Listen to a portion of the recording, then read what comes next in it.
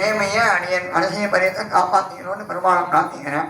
ரெண்டாவது இந்த திருநட்சத்திர வைபவத்தை மேலும் மேலும் நிறைய விஷயங்கள் சொல்ல இருக்கு. அடியன் முதல் உபன்யாசம்னால அநேகமாக அடுத்த வருஷத்துலேருந்து இன்னும் நான் தயார் பண்ணிட்டு வரலான்னு நினச்சிருந்தேன்.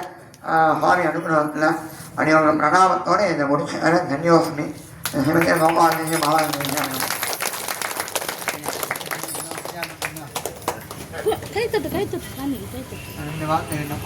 பிள்ளை அப்பா பற்றி பிரபாகமா இல்லாத பொருளாக சொல்லி தோற்றம் பண்ணி போயிருக்காங்க.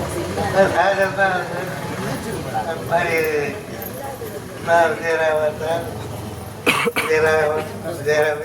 விஜயராகவத்தார்னு சொல்லணும். பிள்ளைங்கிறதால விஜயராகவன்னு சொல்கிறேன், கண்ணன்னு சொல்கிறேன். 50 ரூபா பேசியிருக்கேன். ஆசீர்வாதம் அவ்வளோதான், வேற எந்த சொல்கிறேன். இல்லாத பொருளாக பேசினா கூட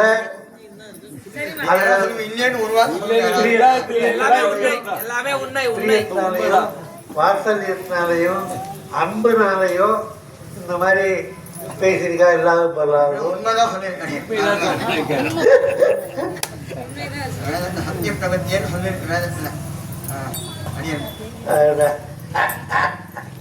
அதனால கண்ணனுக்கு அற்புதமா பேசினதுக்கு அன்பான ஆசீர்வாதம்.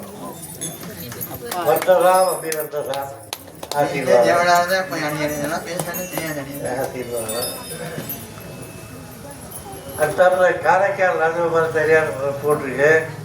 அவரால் வர முடியல, உடல்நிலை சரியில்லாதனால வர முடியல. அதில் 4 நாள் ஃபோனில் சொல்லியிருந்தார். அடிய குடும்பத்தோடு வரேன் சுவாமி, பிள்ளை பொண்ணும் பேரன் பற்றி எல்லாரோடையும் வரோம், நாங்கள் அன்றைக்கி மத்தியானம் வந்துடுவோம் அப்படின்லாம் சொல்லியிருந்தார்.